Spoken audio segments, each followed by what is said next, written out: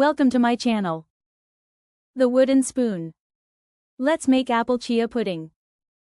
Add chia seeds in a bowl. Add milk in it, and let it rest. Also add honey in it.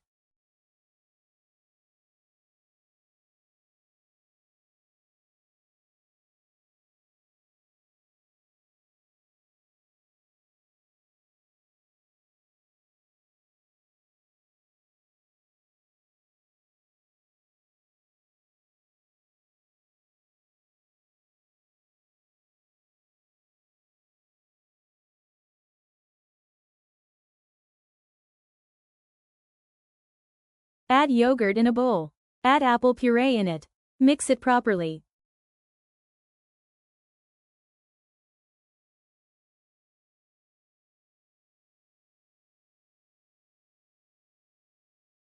Add raised chia seeds in the bowl. Add the apple paste on it. Decorate it with apple chunks.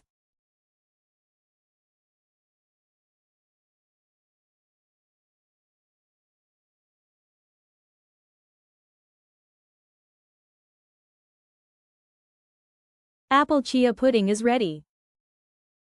Subscribe, like and share.